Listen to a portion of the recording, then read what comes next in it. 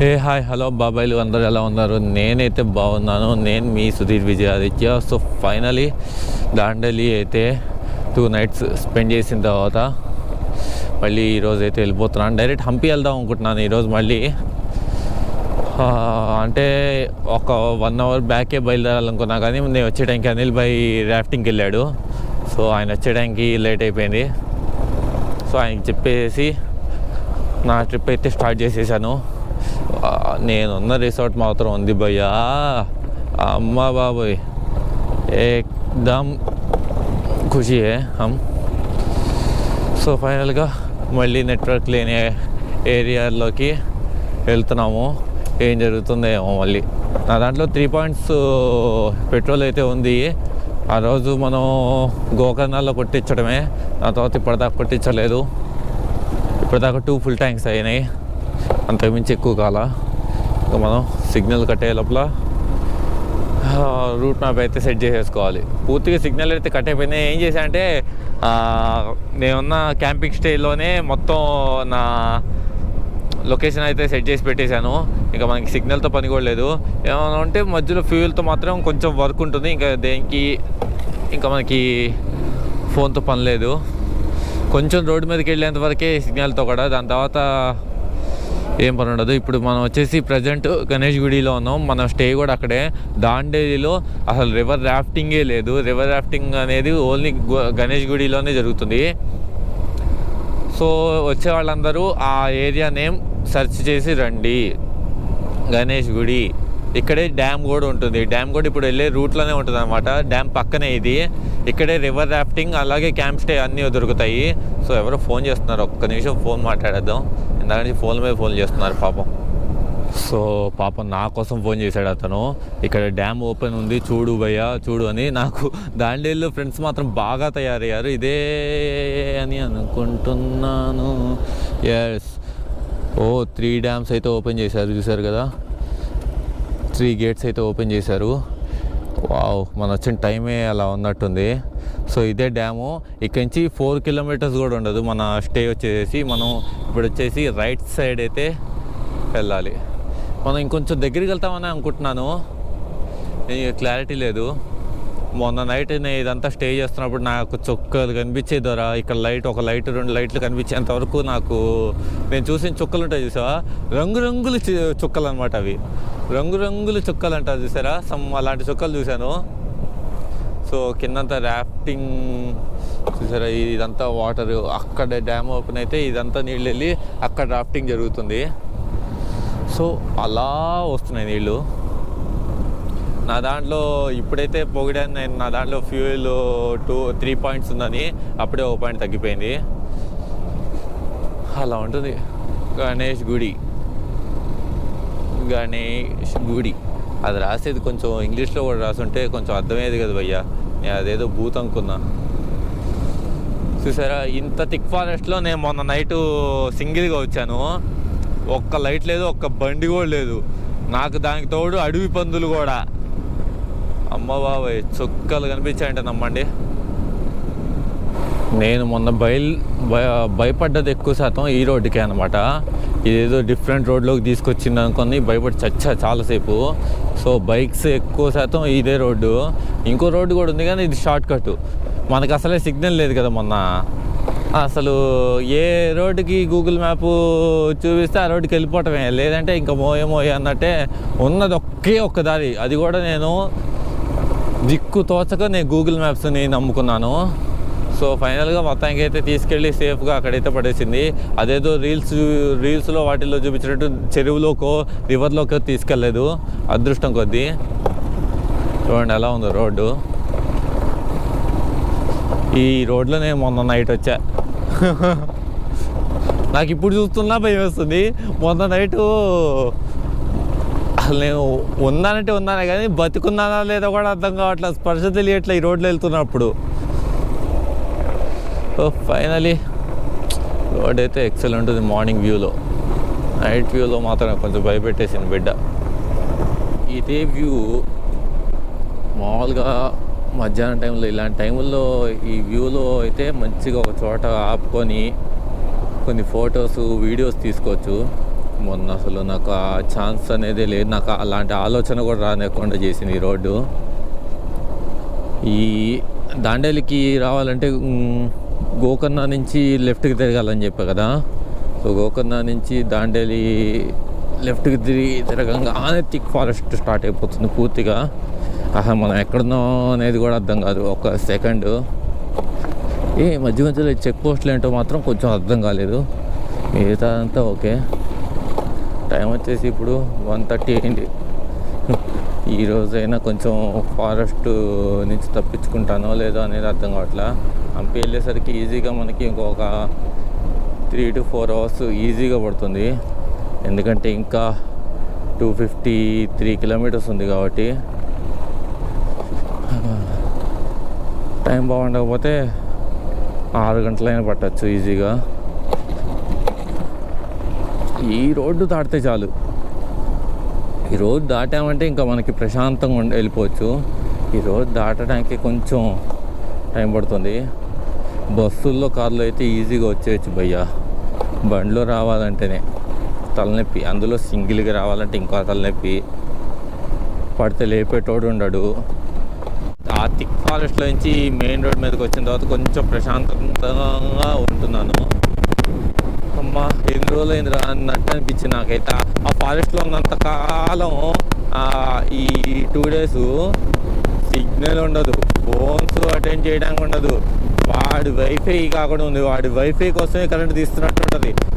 Night అంతా current ఉంటుంది, మనమేమో క్యాంపింగ్ టెంట్లలో ఉంటాం. బయటికి వెళ్ళి కనీసం వైఫై వాడుకుందామా అంటే పెద్ద చలి, వాయబ్బ ఏం చలి. ఆ స్విమ్మింగ్ పూల్లో నుంచి నైట్ టైం పొగలు వస్తూ ఉంటే వామ్మో అనిపించింది నాకైతే. సో దేనికి కంఫర్ట్ లేకుండా ఉన్నాను, కానీ ఇప్పుడు కొంచెం కంఫర్ట్లోకి వచ్చింది. బైక్లో వచ్చాయి కాబట్టి అలా ఉంటుంది.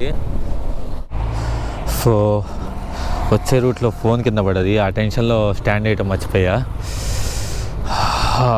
షిట్, స్టాండ్ వేయటం మర్చిపోతే ఎంత పెద్ద పని అవుతుంది అన్నమాట.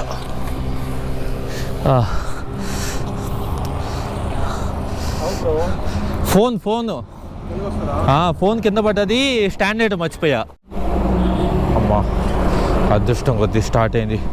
ఎంతసేపు నుంచి ట్రై చేస్తున్నాను, కరకర సౌండ్ వస్తుంది. నాకు అసలు అర్థం కాలేదు ఏం జరిగింది అనేది. వెళ్తున్నాను, సడన్గా ఫోన్ జారిపోయింది. ఈ లాక్ ఉంది చూసారా, ఈ లాక్ సాధారణంగా ఈ మధ్య గట్టిగా వేసి లాక్ చేయడం మర్చిపోతున్నాను. దానివల్ల సాధారణంగా ప్రతిసారి చూసుకుంటున్నా, ఈసారి ఎందుకో చూసుకోలేకపోయాను. మొత్తానికైతే ఫోన్ కింద పడ్డది.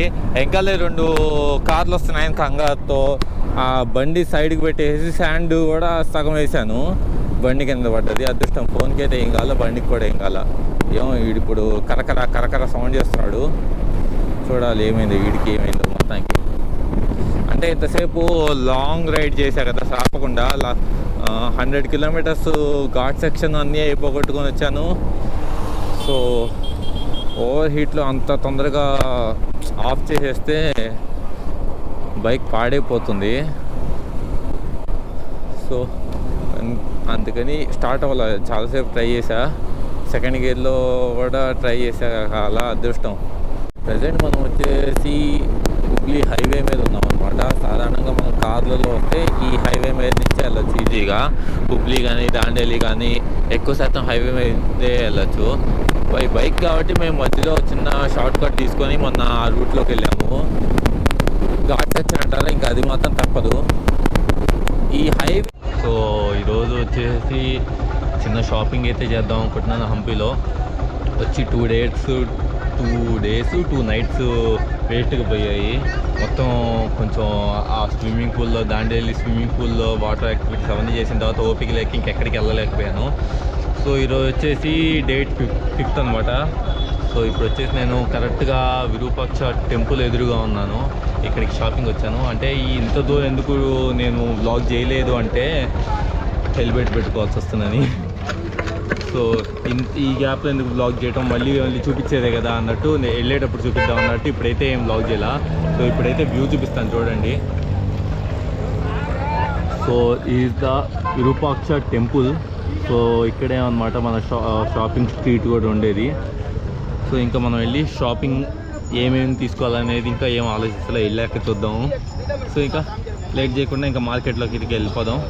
బైక్ అక్కడికి ఎలా ఉంది కానీ ఇక్కడ బ్లాగ్ చేసుకుంటే అయిపోతుంది కదా, అక్కడికి ఎందుకు ఇదేంటి అక్కడ ఇంట్రడక్షన్ ఇవ్వడానికి కుదరదులే అన్నట్టు ఇక్కడే బ్లాగ్ చేసేస్తున్నాను. సో ఫైనలీ అయితే హంపి షాపింగ్ స్ట్రీట్కి అయితే వచ్చేసాను. సో ఇదంతా హంపి షాపింగ్ స్ట్రీట్ అన్నమాట.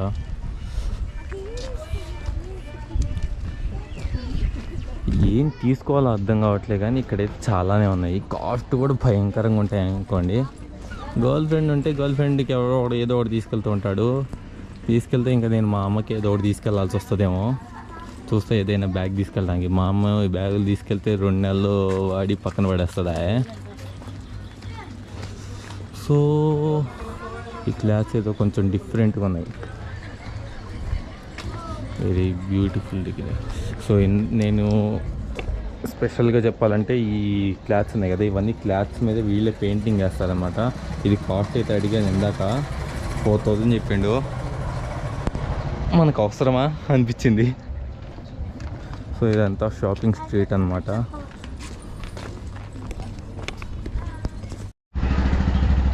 సో చూస్తున్నారు కదా, ఇదంతా అంటారు ధూపం పొడి అనమాట. డిఫరెంట్ కలర్స్లో డిఫరెంట్ స్మెల్స్ వస్తున్నాయి. ఈ స్ట్రీట్లోకి రాగానే ఫస్ట్ అదే స్మెల్ వస్తుంది. So leather shop, original leather అయితే దొరుకుతుంది ఇక్కడ షాప్స్లో. ఇంకోటి ఏంటంటే ఒకవేళ మీరు హంపీలో మీకు ఒకవేళ హ్యాండ్ క్యాష్ కావాలి అంటే ఆ లెదర్ షాప్లో కూడా దొరుకుతుంది. అంటే ఇంతకుముందు దొరికేది కానీ ఇప్పుడు దొరుకుతుందో లేదు క్లారిటీ లేదు. అయితే 90% దొరుకుతుంది, ఎందుకంటే ఈ నియర్ బైలో ATMs చాలా తక్కువ అనమాట. సో దాని మూలంగా దొరికే ఛాన్సెస్ చాలా ఎక్కువ. సో ఇప్పుడు వచ్చేసి నార్మల్ స్ట్రీట్లోకి అయితే వచ్చేసాం. కానీ ఇక్కడ కాస్ట్ అయితే కొంచెం ఎక్కువ చెప్తున్నారు, కొంచెం బాగానే చెప్తున్నారు అనుకోండి. నా ఫేస్ బ్యాక్ వస్తున్నట్టుంది వెరీ.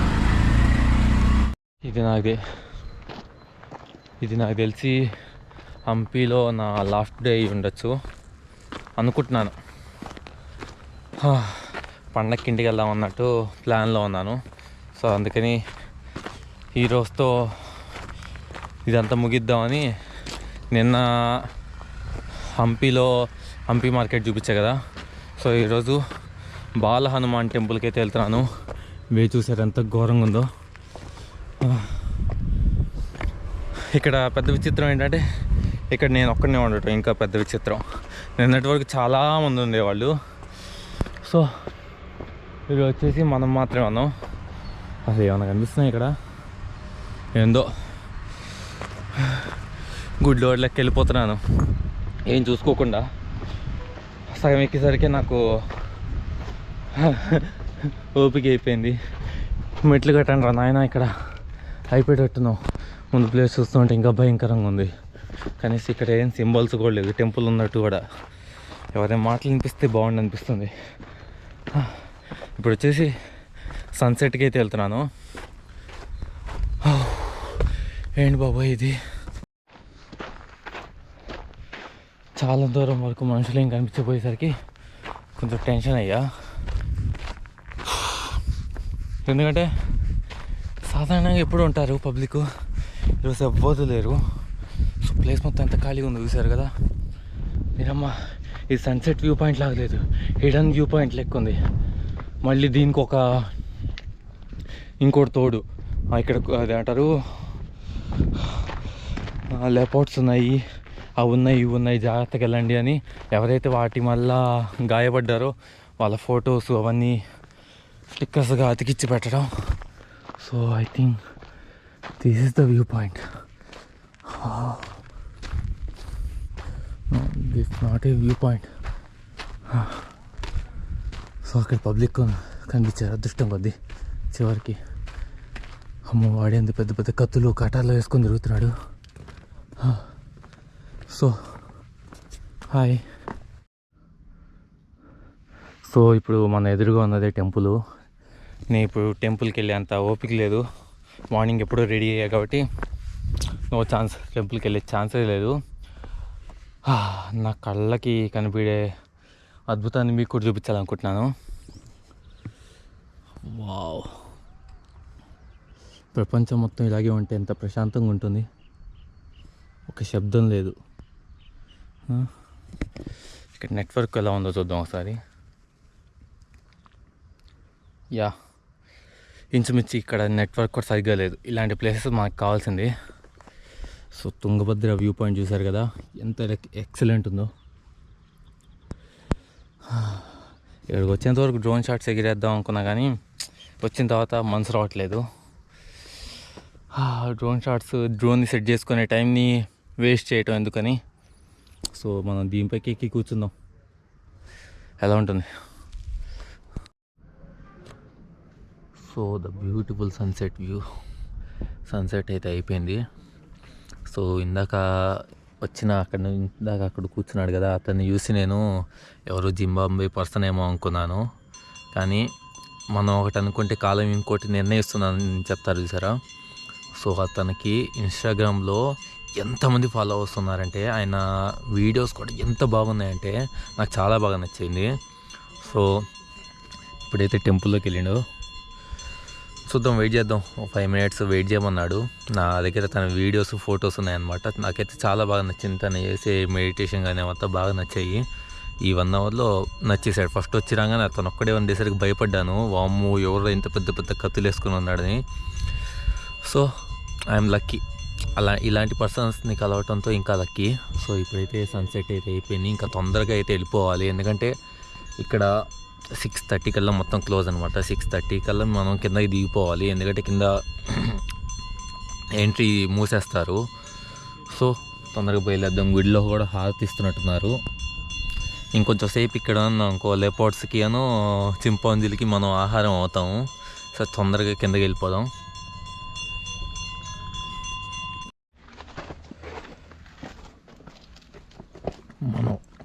మనోడు వచ్చేసరికి టైం పట్టేటట్టుందని నేను వెళ్ళిపోతున్నాను. అసలు ఎక్కడో కనిపించలేదు. ఇన్స్టాగ్రామ్లో నైట్కి మెసేజ్ చేస్తాడులే అని చెప్పేసి నేనైతే వచ్చేస్తున్నాను. అసలు చూసారు ఎంత చీకటి అయిపోయిందో ఈ లోపల. ఐఎమ్ సింగిల్ పసంగే. ఎందుకమ్మా మళ్ళీ భయపడతారు ఇలాంటి బ్యానర్లు పెట్టి. ఇప్పటికి 3 బ్యానర్లు అయింది ఇవి చూడగా. నేను దేంట్లో నుంచి ఏదొచ్చేసి వస్తుందో తెలియట్లేదు. అప్పుడే చీకటి అయిపోయా, పైనుంచి కిందకు వచ్చే లోపల. అమ్మో,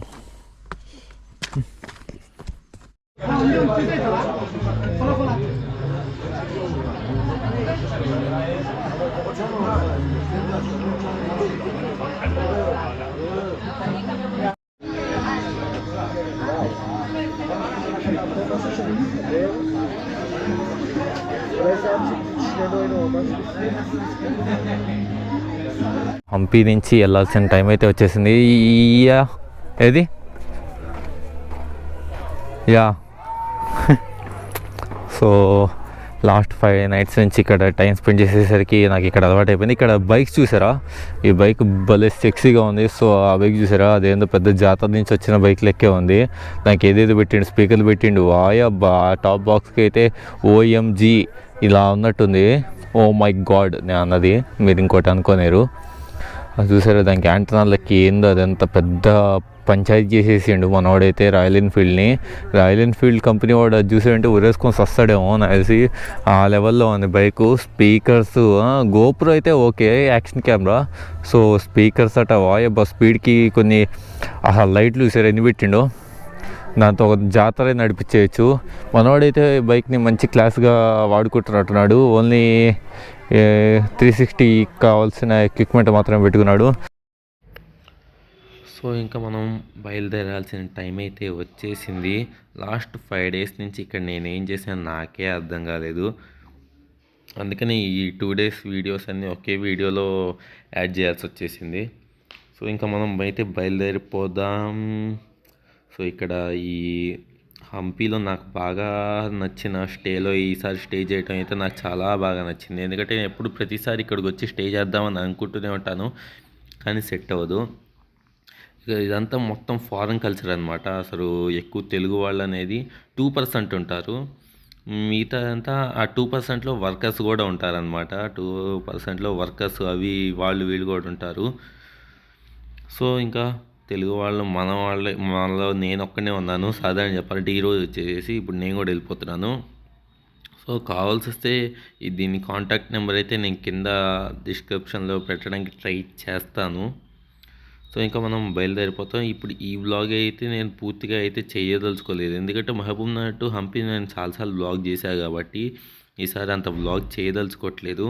ఈ వ్లాగ్ ఇక్కడే ఎండ్ చేసేస్తాను. ఎందుకంటే చూపించిన కంటెంటే మళ్ళీ మళ్ళీ చూపిస్తుంటే మీకు బోర్ కొడుతుంది, నాకు బోర్ కొడుతుంది. కాబట్టి ఈ వ్లాగ్ ఇక్కడితో అయితే ఎంజాయ్ చేస్తాను. నెక్స్ట్ వ్లాగ్ అయితే మంచి కంటెంట్తో రావాలనుకుంటున్నాను. కానీ అది ఏంటి, ఎక్కడికి వెళ్తా అనేది నాకు కూడా తెలియదు. కాబట్టి పెద్దగా దాని గురించి డిస్కషన్ చేసిన వేస్టే.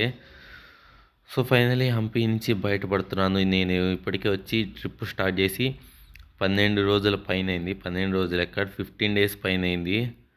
సో అందుకని ఇంకా నేను ఒక్కడనే అయిపోయాను. అందుకని వెళ్తున్నాను. ఇప్పుడు ఈ పిల్ల ఉంది చూసారా, వెళ్తుంది చూసారా, మా రెసిడెన్సీలోనే ఉంటుంది.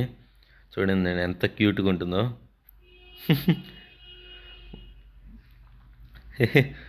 చాలా నాతో అయితే నిన్న భలే ఆటలాడింది. పాపం ఈరోజు వెళ్ళిపోతున్నా కదా, తనతో రేపటి నుంచి ఇంకా ఆటలాడేదంతా నేను మిస్ అవుతాను ఫస్ట్. సో గైస్ ఇక్కడితో ఈ వ్లాగ్ అయితే ఏం చేసేస్తాను. ఇంకా నా వీడియో మీకు నచ్చినట్టయితే లైక్ అండ్ షేర్, సబ్స్క్రైబ్ చేసేసేయండి.